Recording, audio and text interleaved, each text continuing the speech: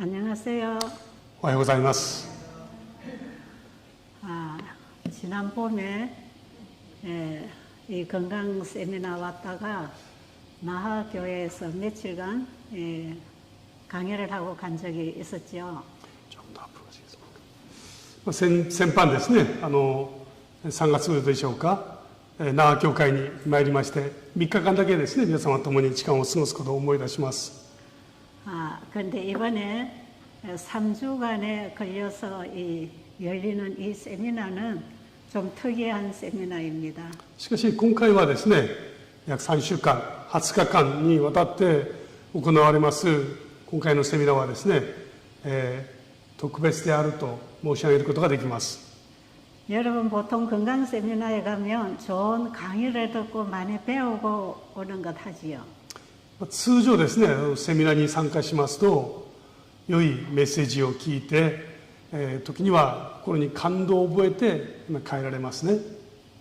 그런데 이번에 열리는 3주간의 세미나는 잘 듣고 아는 것을 실천할 때에 우리의 몸과 마음과 삶의 변화가 일어나는 살아있는 세미나입니다. ところが今回のセミナーはですね、この3週間にわたって共に分かち合うこの知恵をですね、よく理解して、そして生活の中でしっかりと実践して、心も体も信仰もですね、全く新しい経験をする、そのような期間となります。 이런 세미나를 일본에서는 지금 처음 하지만 한국에서는 여러 차례 했습니다. このようなセミナーをですね、日本では初めてですけれども、韓国では何度も行っております。 한국에서는 한 달간 이 세미나를 하고 또 하고 이렇게 해서 여러 차례 하게 됐어요. 韓国ではですね、このセミナーを1ヶ月間行うことがよくありました。 2020년부터 코로나로 인해서 사람들이 이 대면이 어려워졌어요. 2020年からですね、コロナで人々はこうやって対面でですね、たくさんの人々が集まってセミナーをすることが困難になりました。 그래서 교회에 가는 것도 불안하고 이런 집회를 하는 것도 불가능했습니다. ですから教会に行くのもなんとなく不安になりますよね。だからこそこういう集会を持つのも非常に混乱でした。 그래서 온라인 세미나로 이 30일간 건강 세미나를 하게 됐던 것이죠. それでですね、このオンライン、つまりインターネットを通して1ヶ月間こういうセミナーをですね、始めるきっかけとなったんですね。 그런데 일정한 장소에 모여서 이 오프라인 세미나를 하는 것보다 훨씬 사람들에게는 유익했다는 것입니다. ところがですね、この直接集まってセミナーを持つ時より、こういうインターネットを通して行った時の方がはるかに皆様にはですね、効果的であったというのが分かりました。 왜 그러냐 하면 현장에 가지 않아도 각 가정에서 참여할 수 있어서 그렇다고 합니다. まず第一ですね、わざわざその講演会のセミナーの場所まで行かずに、それぞれの家庭で参加することができたから、それ良かったですね。 그래서 교파를 초월해서 많은 사람들이 이 세미나에 참여하면서 회복의 경험을 알려주곤 했습니다. したがって教派を超えてですね、たくさんの人々が参加して、そして、この良い効果をですね、得ることができたという体験談をいっぱい聞きました。 이번 우리 일본에서 열리는 이 온라인 세미나도 바로 그런 성질의 세미나를 시작했습니다. 今回ですね、この沖縄で始めましたセミナーもですね、そのような趣旨で始めております。 그래서 오늘 우리가 시작하는 이 시간부터 온 가족이 함께 듣고 배우고 실행하는 이런 세미나가 될 것으로 믿습니다. ですから今日からですね、インターネットを通して出席される方々は特にですね、そのご家庭でご家族みんなでですね、そのことを聞いて参加して実践していただくことを期待しております。 이 시간에 라이브로 참여해서 듣는 분이 계시겠지만 가족들이 혹시 저녁에나 다른 시간에 모일 수 있다면 가족이 함께 듣고 함께 실천해 보시기 바랍니다. 今のこのセミナーはですね、生配信されていますよね。同時にいつでも見ることができます。ですからこのインターネットで参加される方はですね、例えば夕方ご家族が一緒に集まったらその時ですね聞いて、そしてこの健康の法則に従って家族みんながですねそれを実践していただきたいと思います。 이번에 우리는 성경에서 배우는 건강생활 실천하는 법을 가르칠 것입니다. 今回私たちはですね聖書を通して教えられるこの健康の原則、このことを確認いたします。 그래서 현대의학과 성서의학의 차이가 뭔지를 알게 될 것입니다. そのことを通して現代の医学とそしてこの聖書の医学の違いですね、そのことを知ることができます。 사실 오늘 첫날 강의 제목을 현대의학과 성서의학이라고 했지만 이번 세미나 내내 그 차이를 우리는 경험으로 알게 될 것입니다. 今日はですね1日目、現代医学と聖書医学というテーマになっていますけれども、この20日間のすべてのですね、講義を通してその現代医学と聖書医学の相違をですね私たちは確認することになろうかと思います。 지금 라인으로 모인 이 단톡방에도 많은 분들이 들어와서 지금 대기하고 있습니다. 今回ですねこのセミナーを持つために、皆様とこの意思疎通をすべく LINE の健康セミナー LINE グループを作りました。おおよそ160人ぐらいの方がですね今つながっておられます。 이 방송이 유튜브로 나가고 있기 때문에 외국에 있는 일본인들도 또 참여할 수 있는 프로그램이에요. この YouTube で流れていますので、日本の国内のみならずですね国境を越えて全ての方々がこの言語の問題が解決できればですね全ての方々が参加できるという利点があります。 그래서 여러분이 들으시면서 이 강의는 누구에게 필요하겠다 싶을 때 그들에게 소개해서 함께 참여하도록 해주시기 바랍니다.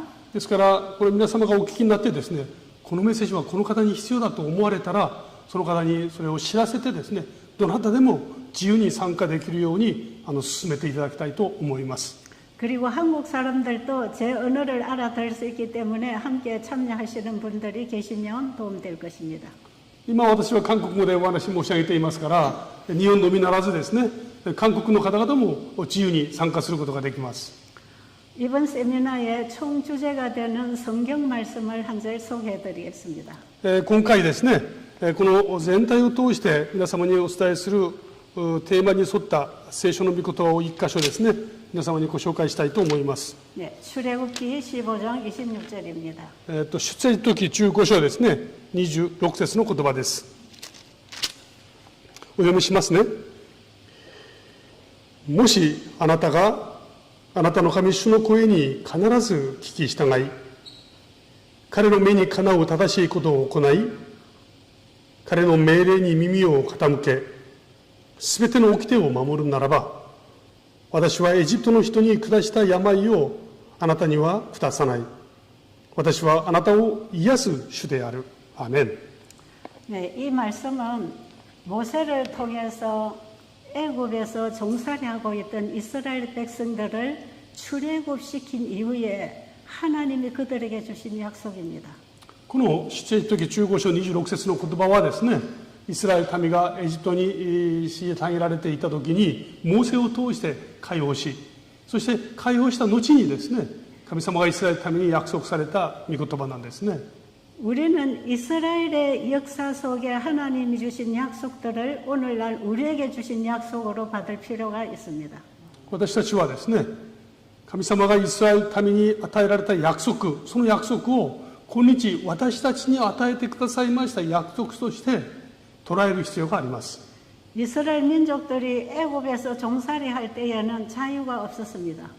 イスラエル民がエジプトの中でその奴隷として生活していた時はですね自由などは全くありませんでした。 그러나 하나님께서는 でした。 모세를 통해서 그들의 종살이로부터 자유함을 주셨습니다. しかし神様はモーセを通して彼らをエジプトの奴隷生活から解放してくださいました。 예수님은 우리 죄인들이 죄의 종으로 사는 것을 구해 주시려고 이 땅에 오신 분입니다. イエス様は私たちが罪の奴隷となっているこの現状からですね解放させるべくこの地上に来られました。 우리는 이번 세미나 내내 우리를 죄로부터 종으로부터 자유케 해주시려고 십자가에 돌아가신 예수님을 바라보게 되기를 바랍니다. 今回のセミナーを通して改めてですね、私たちを罪から完全に解放すべく十字架の上で、命を落としてくださったイエス様を心から見上げることができることを心願っております。 그리고 더 이상 죄의 종으로 살아갈 것 포기하시고 예수님을 믿음으로 영적 출애굽하게 되기를 바랍니다. そのことによってですね、もはや罪の奴隷から完全に解放されて、イエス様を見上げる霊的なそのエジプトからの脱出を、成し遂げていただきたいと思っています。 그리고 오늘 하나님께서 이스라엘 백성들에게 주신 이 출애굽기 15장 26절의 약속을 오늘 받으시기 바랍니다. そして神様がイスラエルの民に与えたこの出エジプト記15章26節の御言葉をですね、今日私たちへの言葉として受け取っていただきたいんです。 너희가 내 말에 순종하면 내가 너를 칠하는 여호와가 되겠다고 오늘 우리에게 하나님은 말씀하십니다. もしあなた方が私の言葉に聞き従うならば、私はあなた方を癒しますという言葉をですね、今日私たちへの約束として信仰を持って受け止めていただきたいと思います。 우리가 하나님의 말씀에서 배워서 잘 실천하고 순종하는 동안에 하나님께서는 놀라운 치유의 일을 하실 것입니다. 私たちが神様の言葉に単純に聞き従う時ですね、神様が大きなですね、癒しの働きを私たちの上に実現してくださるはずです。 이번에 우리는 성경을 통해서 건강 생활 원칙들을 배울 것입니다. 今回私たちはですね、聖書の言葉を通してこの健康な生活の原則を学びます。 그리고 인간관계의 잘못된 관계로 인해서 병들어가는 인간관계 회복의 복음을 배울 것입니다. そして私たちの生活をますます混乱にしてしまうその人との関係ですね、この正しい関係を保つためのこの教えもですね、聖書を通して学びます。 자, 이런 건강 생활과 또 하나님의 가르침을 따라 돌아가는 것은 우리의 영원한 영생을 회복하는 길이기도 합니다. この健康のみならず信仰の正しい道に回復することはですね、私たちに与えてくださいました永遠の命に帰る道でもありますね。 그래서 하나님께서 성경을 통해서 우리에게 가르쳐 주신 건강 원칙들을 순종할 때에 하나님의 치유를 경험함으로 우리의 구원이 어떻게 이루어지는가를 배우게 될 것입니다. 聖書の原則を通して私たちに教えてくださいましたその道に従って歩むときに、私たちの健康はもちろんですね、いかにして永遠の命に至ることができるのかも確認することができます。 구원 얻는 길과 치료되는 길이 하나의 길입니다. 救いを得る道と、そして癒される道、これは同じなんですね。 그 길이 진리요 생명이 되신 예수님이십니다. その道こそが、真理であり命であられるイエス・キリストなんですね。 우리를 죄로부터 구원하러 오신 분은 예수 그리스도입니다. 私たちを罪から救うべく来られた方はイエス様です。 그리고 죄의 결과로부터 생긴 많은 질병으로부터 치료하시는 분도 예수 그리스도이십니다. そしてこの罪の結果である多くの病からまた私たちを癒してくださる方もイエス・キリストなんですね。 이번에 우리가 바라볼 분은 치료자 되신 예수 그리스도를 봐야 합니다. ですから今回私たちが見上げるべき方はですね、癒し主であられるイエス・キリストご自身です。 사람들이 병이 들면 의사를 찾아갑니다. 人々は病にかかりますとですね、病院に行きますね。 환자들은 의사에게 가서 진찰받고 처방받고 치료받을 수 있습니다. そして患者たちは病院に行って先生方にですね、診察をしてもらって、そしてそれに見合う治療剤などをですね、いただきます。 그러나 그 의사의 손길을 통해서 치료하시는 분은 예수 그리스도십니다. しかしその医者を通して実際に治療される方はイエス様なんですね。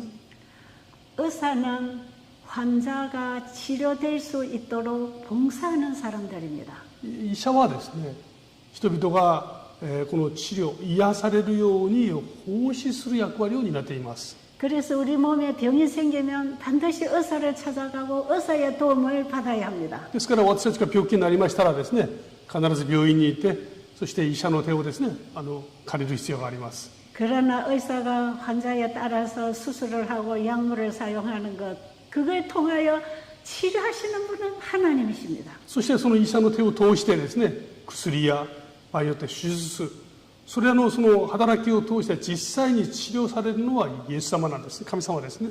그런데 이번에 우리가 배우는 치료의학은 하나님이 우리에게 진단하시고 처방하신 그 치료제를 받을 때 하나님이 치료하시는 얘기를 할 것입니다. ところが今回はですね、私たちが神様の前に進み出た時、神様が診断され、そして神様が治療される方法をですね、受け取る。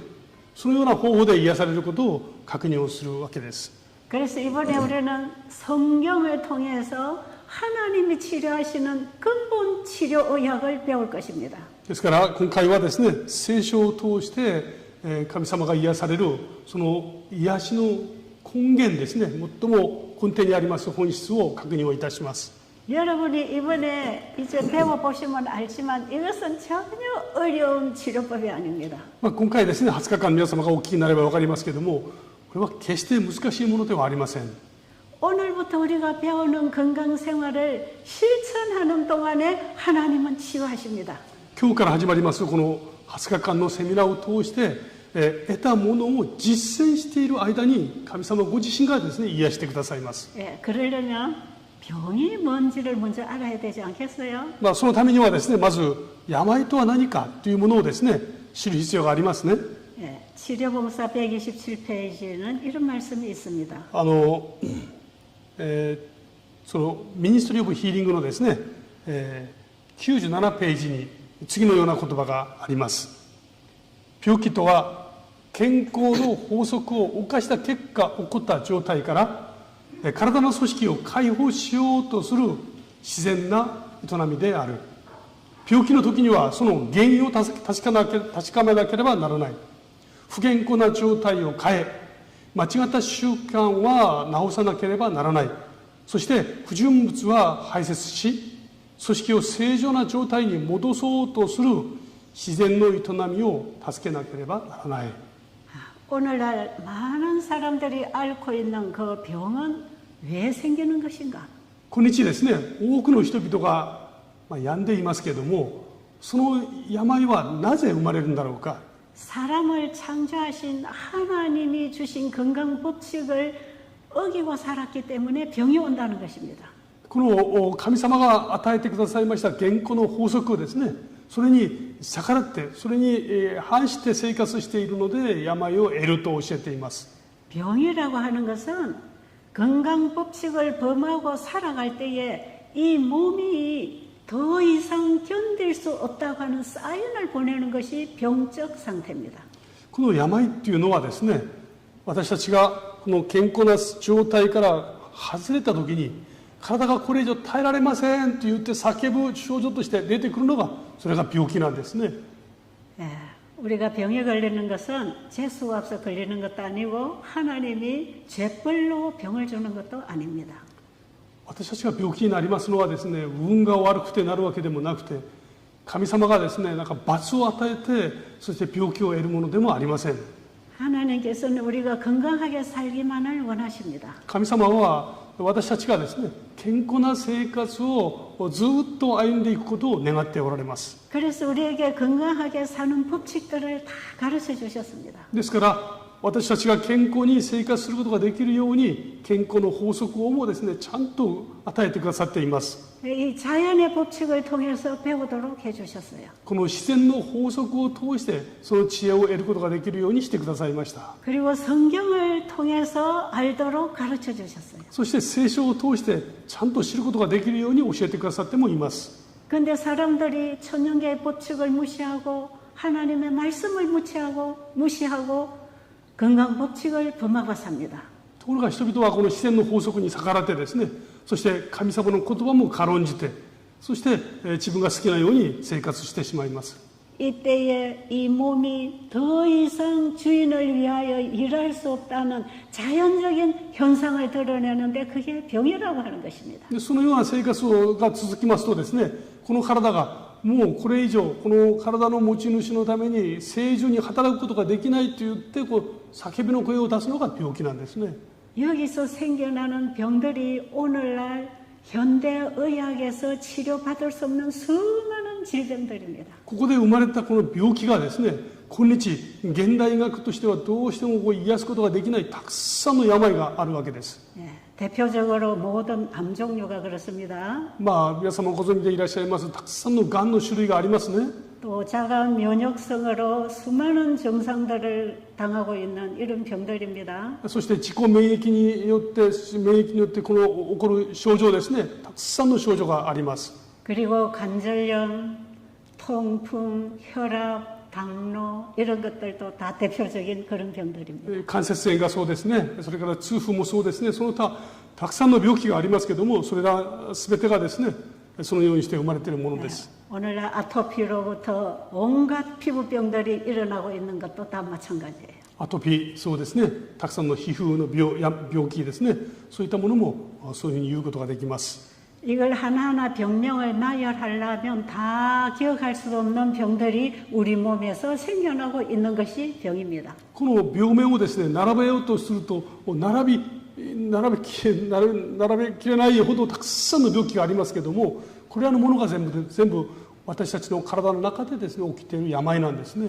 그런데 이런 병을 치료할 수 있는 현대의학에서 우리가 도움받을 수 있는 것은 한계가 있습니다. このような病を持っていて、そして現代医学からこの治療の助けを得られるものには限界があるんですね。 우리 병의 전문 의사인 아무리 유명한 의사에게 가도 의사가 할 수 있는 일이 있고 내가 내 몸을 위하여 할 일이 있습니다. 有名な著名な専門の先生であろうともですね、その先生方を通して得られるその、治療の方法には限界がいつもあってですね、先生がやるべきものがあり、私自身がなすべき役割というのがきっとあるんですね。 그런데 반드시 의사가 할 일이 있기 때문에 의사에게 가서 도움을 받아야 할 부분들이 있습니다. しかし必ずその医者の手を助けをいただかなければならない部分がありますから、その部分は医者のところに行ってですね、その助けを得なければなりません。 그러나 의사가 수술하고 약물을 처방하고 여러 가지 도움을 준다 할지라도 몸 치유는 내 몸 안에서 일어나기 때문에 우리는 내 몸 관리를 바로 할 줄 알아야 합니다.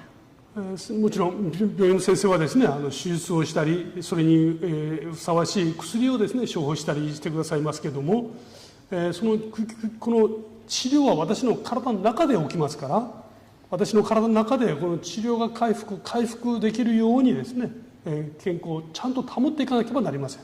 그래서 우리는 이번에 내가 내 몸 관리를 어떻게 해야 병을 예방하고 치료할 수 있는가를 배울 것입니다. ですから今回私たちはですね、どのようにしてこの病を予防し、そして病になった時にそこからですね、この健康を回復する方法があるのか、そのことについて確認をいたします。 그래서 이 세미나는 건강한 사람에게나 병든 사람에게나 누구에게나 다 필요한 공부를 하게 되는 것이에요. ですから今回のこのセミナーはですね、病にかかった方のみならず健康な方にもですね、全ての人に必要な知恵なんですね。 그렇기 때문에 여기 앉아 계신 여러분이나 저 병원에 누워 계시는 환자분들이나가 똑같이 이 건강 원칙을 배우고 실천해야 합니다. ですから今ここに座っておられる健康な皆様もですね、あるいはその病院に今入院しておられる方も全ての方々が学びですね、そしてこの健康の原則を実践していく必要があるんですね。 자, 여러분 병이 뭐라 그랬죠? 皆様ですね、病とは何だったと申し上げましたでしょうか。 우리가 건강 법칙을 범하고 사는 동안에 몸 안에서 일어나는 자연적인 현상이라고 그랬어요. 私たちがこの健康の法則から外れて生活しているときに、それを元に戻そうとする私たちの体の中でのこの抵抗というか、秘めだというふうに申し上げましたね。 자, 그러면 건강 법칙을 범하고 살아가는 동안에 몸에서 일어나는 자연적인 현상이 병이라면 우리는 건강 법칙을 어떻게 지켜나가는가를 배우고 실천하면 될 것입니다. この健康の法則から外れたときに、それを戻そうとする、一生懸命戻そうとするものが、もし病だとするならばですね、初めからその健康の原則に従ってきちんと生きるというものが何なのかを知ることはとても大事ですね。 자, 그렇게 했을 때에 어떤 병들이 어떻게 치료되고 있는가를 이번 기간 내내 가르쳐 드릴 것입니다. ですからそのようにしていくときにですね、私たち体の中にあるこの病がいかにしてこれが回復していくのか、そのプロセスもですね、今回この期間を通して確認をいたします。 제가 몇 년 전에 어느 교회에서 건강 세미나를 열흘간 하게 됐어요. 私がですね、数年前にある教会で10日間健康セミナーを行いました。 교회에서 이런 강의를 하고 또 교인들이 집에 가서 배운 대로 실천을 하면서 교회에서 강의를 하면서 교회에서 이제 건강식을 해먹이면서 계속 강의를 하는 그런 세미나였어요. その時はですね、教会で講義をして、そして教会で食事もですね、提供する、そういうですね、セミナーでした。 그 세미나의 참가자들의 숙소는 지하 1층에 있었어요. そして、宿泊もですね、その教会の地下に宿泊施設がありましたから、そこで宿泊をしていただきました。 그리고 강의실로 사용되는 교회당은 2층에 있었습니다. そして、この街道はですね、2階にありましたので、2階で行いました。 그런데 거기 온 환자 한 분은 당뇨 합병증으로 발바닥이 다 염증으로 구멍이 뚫어지고 있었어요. でそこに出席された参加された方の一人は糖尿病を患っておられて、足の裏がですね、すべて、とても傷んでおられて、おりました。 그분은 천주교 신자였습니다. その方はカトリックの信徒でいらっしゃいました。 그런데 남편이 이 아내를 업고 왔습니다. 차를 태워서 내려서는 업고 강의실에 왔어요. でこの、その奥様ですけども、その奥様をですね、出席させるべくご主人がですね、こう背負って、そして車で来て背負って2階まで上がってこられたんですね。 그리고 그 세미나 기간에도 그 남편이 업고 지하 1층에 갔다가 또 강의 시간 되면 2층으로 업어다가 앉혀놨어요. でその期間中ですね、講義が終わりましたら、そのご主人が背負って地下まで降りていって、で宿泊して、でまた講義になったら上に背負ってということが繰り返されました。 그런데 이 환자가 병원에 갔더니 의사가 너무 많이 여기 염증이 생겨서 구멍이 뚱 뚫어진 이 발을 잘라야 된다 그랬어요. ところがこの方が病院にいた時は、この足の裏の方がですね、炎症があまりにもひどすぎて、病院ではですね、これを切らなきゃなりませんというふうに言われたんですね。 다리가 뚱뚱 부어서 다리 등이 시퍼렇게 죽어가고 있었습니다. この足は相当腫れていましたし、足の甲はですね、もう色が青ざめていたんですね。 그리고 발바닥 밑에 손뭉치를 이렇게 큰 손뭉치를 소독을 해서 여기다 끼워놔야 됐어요. 그리고 붕대로 묶어놨어요. そして足の裏にはですね、この何ですかあれは、病院で使う治療するときにガーゼですかね、布をいっぱいここに詰めてですね、そしてそれを上で包帯でこう巻かなければならない状態でした。 그런데 계속해서 약을 쓰고 있었지만 이 상처 부위는 점점 커졌습니다. そして薬をずっと使ってましたけども、この傷の跡で炎症はですね、ますます大きくなっている状態だったんですね。 그리고 피검사를 해보니까 염성 수치가 아주 위험 수위에 올라갔습니다. そして血液の検査をしますと、この炎症を起こしている数値が危険な状態まで高かったですね。 아무리 항생제를 집어넣어도 염증 수치가 떨어지지 않았어요. 抗生物質をたくさん使ってもですね、この数値は全く低くなりませんでした。 그래서 온몸에 이 염증이 퍼지면은 사망할 수 있기 때문에 다리를 이렇게 잘라야 된다고 했어요. ですからこの炎症がですね、全身に広がりますと、命に危ないので、危険なのでこれを切らなきゃなりませんというふうに言われていたんですね。 그때에 우리 교회 신자가 그분을 소개해서 이 세미나로 데리고 왔던 것이에요. その時はですね、私たちその教会の信徒の方がその方と知り合って紹介してですね、ご主人と一緒に出席をしておられました。 그리고 거기 온 분들 한 한 60명 정도 모인 이 환우들에게 이제 과일식을부터 시작해서 먹는 식생활 개선을 시키고 있었어요. でその時ですね、60人ぐらい出席をしておられましたけども、果物食ですね、果物断食というものを進めて、それを進めていたんですね。 그 참가자들이 일체 지금까지 먹던 음식이나 약을 먹지 아니하고 하나님이 창세기 1장 29절에서 주신 맛있는 과일을 먹이기 시작했습니다. その時ちょうどですね、それまでの食事を全部断ち、薬を飲んでいる方々も全部ですね、立ってですね、そして神様が創世記1章29節で進めてくださったその果物ですね、そういうものをお勧めしました。 3일이 지나고 4일째가 되었는데 제가 아래층에서 강의실로 올라가고 있는데 어떤 여자분이 난간을 짚고 쩔뚝 올라가고 있는 거예요. 3日が過ぎ4日目でした。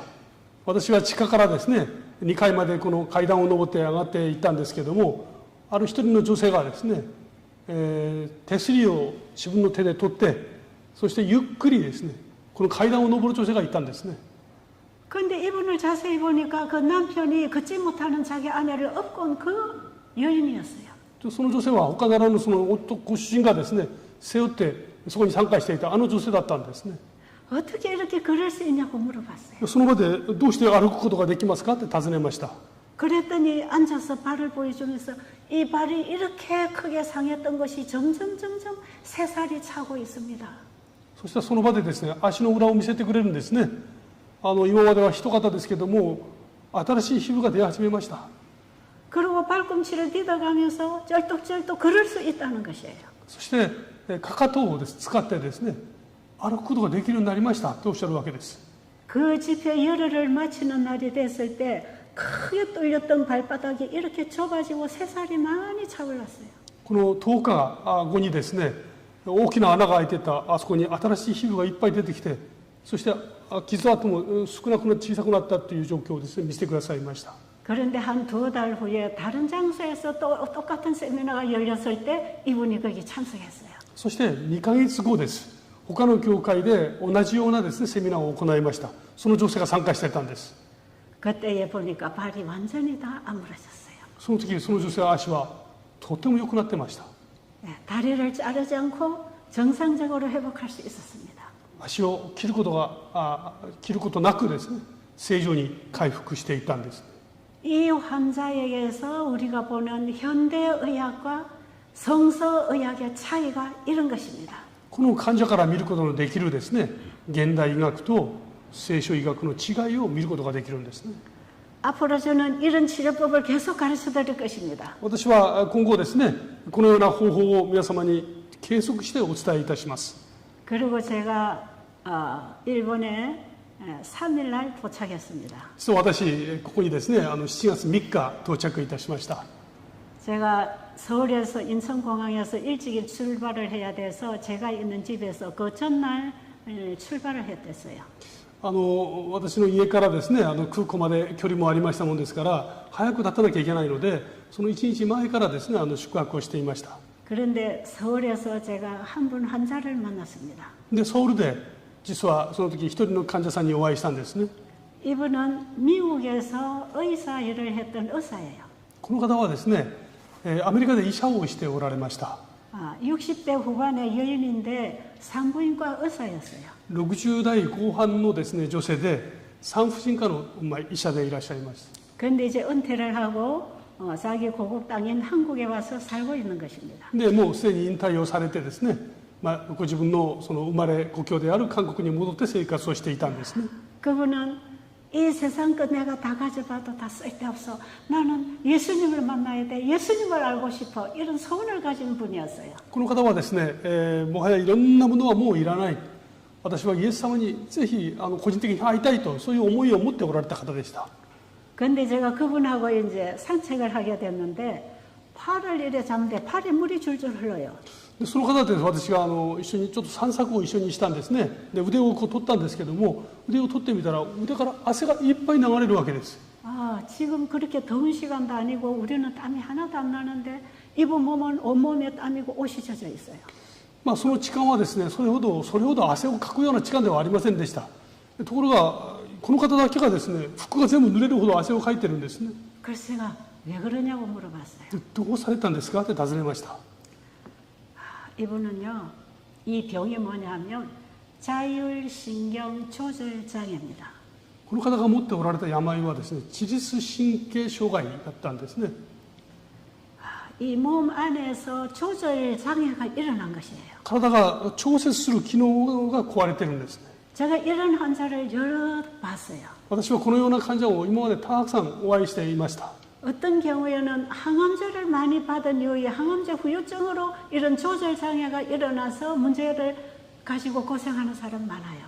ある方はですね、抗がん剤をたくさん使ったことによってこのような症状が出ることで苦労される方も中にはいらっしゃいます。 근데 이런 분들에게 이 지금 성서의학의 처방을 주었을 때에 그들이 다 치료되는 걸 저는 여러 사람을 봤어요. ところがそういう方々にですね、この聖書的な医学の知識をお伝えしたときに、その方々が良くなることをたくさん見てきました。 그래서 제가 그분에게도 바로 오늘 여러분에게 이제 앞으로 말씀드릴 이 처방을 주었습니다. それで私はですね、その方にもこれから皆様に申し上げるその方法をですね、お伝えしたんですね。 이분은 하루 저녁에도 잠을 자고 일어나면 옷이 흠뻑 젖어서 이걸 또 옷을 갈아입고 또 자야 되는 사람이에요. この方はですね、寝てる間にその着てたパジャマが全部濡れてしまうので、途中で着替えてですね、そしてまた寝る、そういう生活をしておられたんですね。 어디 외출을 하려면 옷을 여러 벌 싸가지고 가서 하루에도 한 여러 차례 옷을 갈아입어야 되는 이런 분이었어요. 外出した時はですね、どっかで着替えないともう持たないぐらい何着か持って歩くような方でした。 그리고 이분이 먹는 음식은 대장 증후군이 있어서 아무거나 먹으면 다 설사를 하는 거예요. ところがこの方がもう一つの持っておられる病はですね、この腸に問題があるんですね。腸の中に症候群なんて症候群というのがあって、食べ物がですね極めて限られてしまいます。 그래서 이분은 우리가 먹을 수 있는 신선한 과일을 하나도 못 먹어요. 딱 복숭아를 익혀서 캔딩한 그거 한 가지만 먹을 수 있었어요. 食べる果物もですね限られていて、熱を通したその桃ですね、それを少ししか食べられない、そういう方だったんですね。 왜냐하면 다른 과일을 먹으면 계속 설사를 하는 거예요. なぜかというと他のものを食べますと下痢が続くんですね。 그리고 음식을 먹을 때에도 우리처럼 먹고 싶은 음식을 먹을 수 있는 사람이 아니었어요. 食事をする時も普通我々が食べますように食べることが全くできない方なんですね。 예, 밥을 먹을 때도 당근, 우엉뿌리 이런 거 뿌리쳐서 한 세네 가지밖에 못 먹어요. 아무것도 ご 다른 飯 거. 食べる時もですね、人参だとかレンコンとかですね、いくつか数種類しか食べられない、そういう制約を言われた方なんですね。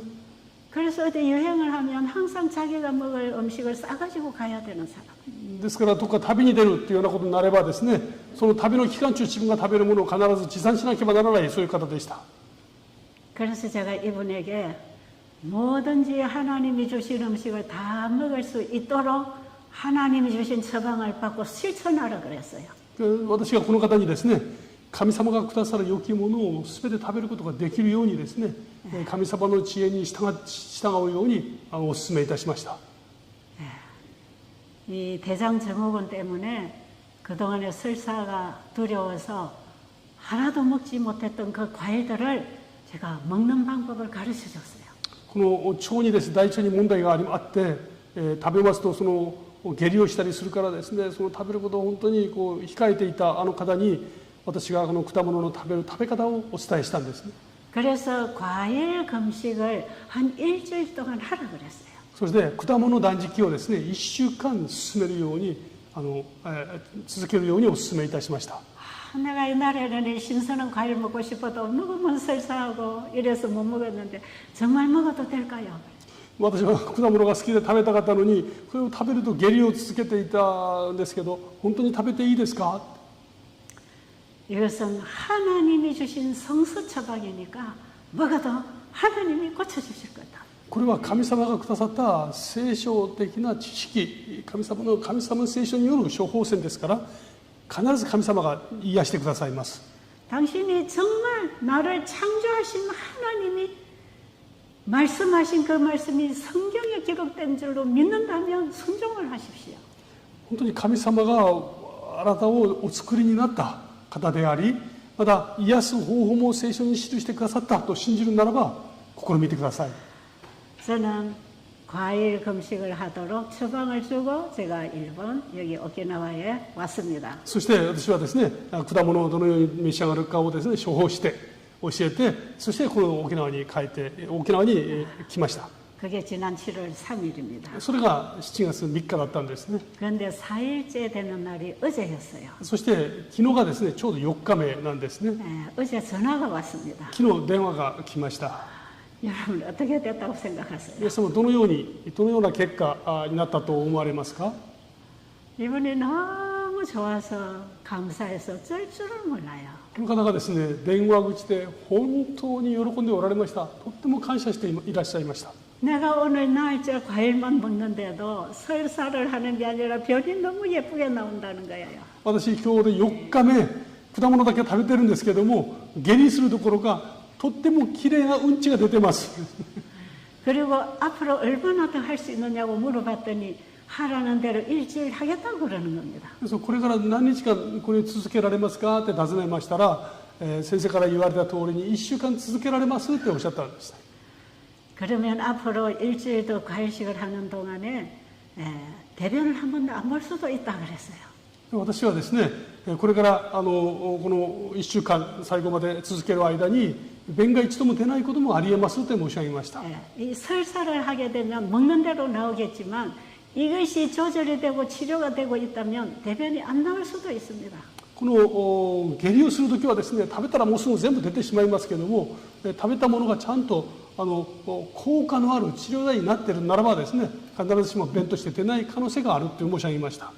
왜냐하면 우리가 이 과일을 먹을 때에는 이것이 거의 다 연소돼서 에너지로 가고 이게 노폐물이 거의 없습니다. この果物はですね、私たちが食べますと、これがほとんど我々たちの体のエネルギーに変わっていきますので、これが排泄されるものとして出るものはほんのわずかしかないんですね。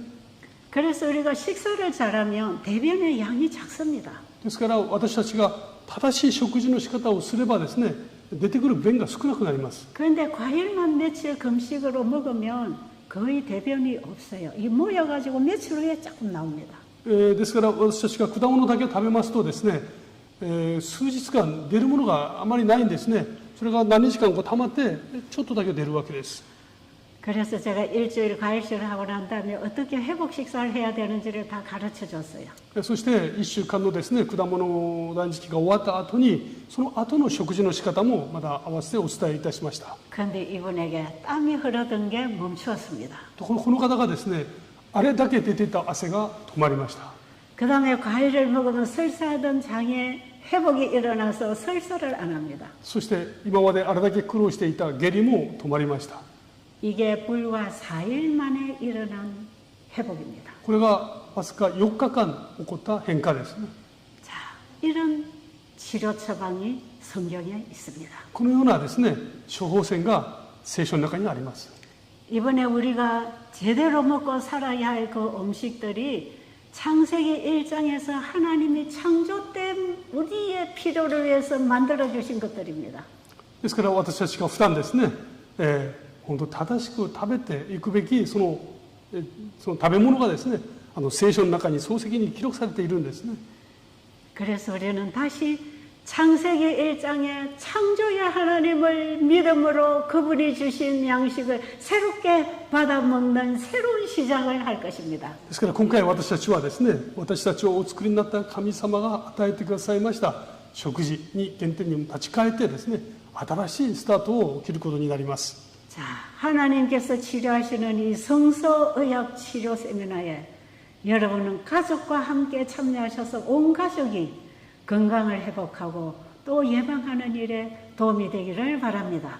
今回ですね、この神様が治療されるこのとても知恵に豊かな知恵に満ちたこのセミナーにですね出席をされて、皆さんもご家族全員の中にですね神様の恵みを経験される時となりますようにお祈りします。 자, 이번에 여러분에게 가르쳐드리는 이 치료법은 몸을 위해서 일할 수 있도록 몸에게 조건을 갖추어주는 건강생활 교육입니다. 今回ですね、皆様にお伝えするものは私たちの体が自ら回復することができるように体をちゃんと整えるための知恵ですね。 이렇게 할 때에 우리가 사용하던 약이 있을 것이고 또 어떤 사람에 따라서 병의 상태가 다 다를 것입니다. 私たちはですね、人によって、体の状態も違いますし、あるいは病の状態も異なるでしょ 자, 그런데 이제 하루하루 강의를 하는 동안에 여러분들은 이제 배울 것이기 때문에 오늘 첫 시간에 다 몰라도 좀 궁금함을 참고 계시면 내일 모레 계속 강의가 나갈 것입니다. う。この期間中ですね、皆さんも知りたいことがいっぱいあるでしょう。しかし、その初日にですね、すべてのことを皆様にお伝えすることができません。ですから、忍耐して、ここでお伝えすることを丁寧によく聞いていただきたいと思います。 그러니까 오늘 첫 강의에 들어오신 여러분은 여러분이 들은 것만큼 실천을 시작하시기 바랍니다. ですから今日この初日ですね、お聞きになった皆様は今日聞いた分だけ皆様にできることをしっかりと実践していただきたいと思います。 자, 우리가 과일 금식을 한다고 할 때에 어떤 사람에게 적용이 되는가? この私たちがですね、果物の断食をするときにどのような人々にこれが適用されるべきかについて申し上げます。 어떤 병이든지 몸에 질병을 가지고 있는 사람은 다 적용할 수 있습니다. まずこの体の中にですね、いかなる病であろうとも病を持っているすべての人々に適用することができます。 그리고 나이가 70 이상 한 80 넘어가면 과일식도 좀 어려울 수 있으니까 그런 분들은 이번에 배운 건강식으로 식사 조절을 하면 됩니다. 例えば70を超えて80を過ぎられた方はですね、この果物健康的な問題でこの果物だけを適用するということが困難な場合もあります。そういう方々には健康食というのをお勧めいたします。 그리고 체중이 너무 심각하게 저체중인 사람들도 식사로 조절을 해야 됩니다. もう一つ体重がとってもですね、低体重というか軽い方ですね、痩せた方、この方々も健康な食事で適応していく必要があります。 그러나 뭐 보통 체중에 어떤 병이 있다고 할 때 언제든지 과일식은 해도 괜찮습니다. しかし、普通の体重であればですね、そして病がある方はですね、この果物断食で全て対応できます。 혈압 환자들은 혈압 조절이 될 것입니다. 血圧の高い方はですね、血圧の調整ができるでしょう。 당뇨 환자들은 혈당 조절이 됩니다. 糖尿の病を持っている方はですね、この糖尿の数値が調整されるはずです。 식사와 함께 과일을 먹으면 혈당이 올라가지만 식사를 하지 않고 과일 금식으로 혈당을 조절하면 인슐린을 사용하지 않고 혈당 조절이 됩니다. 食事をして果物を食べますと血糖値が上がりますね。ところが食事をせずに果物だけ食べますとこの果物によってこのインシュリンが使われてなくなりますから血糖値が調整ができます。 그래서 과일 식사를 하는 동안에는 인슐린을 사용하던 사람은 하지 말아야 됩니다. ですから、この果物断食をされる方はですね、それまでインシュリンを使っていた方は、果物断食をされる方はこのインシュリンを使う必要がないんですね。 자, 일단 오늘 시작하실 분들 그렇게 시작하시고요. 제가 앞으로 어떻게 이걸 조절하면서 식사와 운동으로 우리 혈당을 조절할 것인지, 혈압을 조절할 것인지, 우리의 건강을 회복할 것인지 계속 말씀드릴게요. これからですね、継続して皆様に申し上げますけれども、果物断食を通して、体のこのいろんなその数値がです、どのように変化していくのか申し上げていきたいと思います。 자, 그래서 여러분이 과일을 잡수실 때 얼마만큼 먹어야 될 것인가 말씀드릴게요. 果物を召し上がるときですね、どれぐらい召し上がるべきなのかですね、申し上げますね。 네. 보니까 이 사과가 좀 커요. 今このリンゴをちょっと見ました。少し大きいですね、これは。 한 끼에 먹을 사과의 양이 여기 한 4분의 3을 먹으면 되겠어요. 너무 크잖아요. このリンゴはちょっと大きいですね。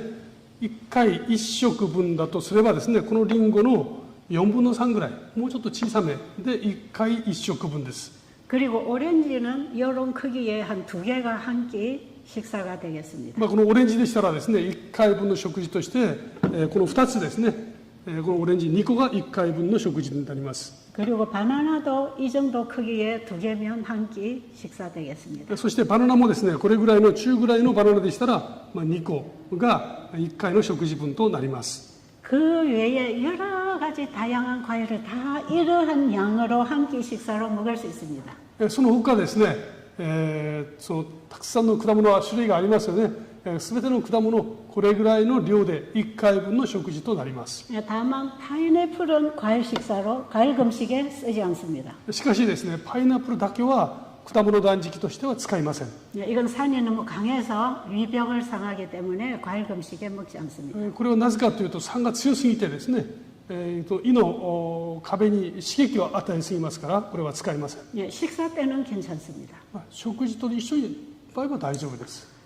그런데 보통 저처럼 이런 정도의 몸무게를 가진 사람은 이 정도 먹을 수 있고 더 왜소한 사람은 하나 반 정도 먹어야 돼요. もう私ぐらいの体の方はですね、今の申し上げたバナナ2個、これぐらいの量をですね、食べることができます。しかし、もう少し体の小さい方はですね、1個半ぐらいでいいわけです。 또 그런 분들은 이 사과도 반쪽만 먹어야 됩니다. でその方は、ちょっと痩せた方はですね、このリンゴ半分だけ召し上がるべきです。 과일은 배부르게 먹지 말고 그저 흙이 면할 만큼만 먹어주는 거예요. この果物はですね、お腹いっぱいになるほど召し上がるわけではありません。体に十分吸収できるほどの量にとどめるんですね。 이것은 과일 식사가 아니고 과일 금식입니다. これは果物の食事ではありません。果物断食となります。 내가 지금까지 좋아하던 음식을 온전히 내려놓고 하나님께서 주신 음식으로 바꾸는 것입니다.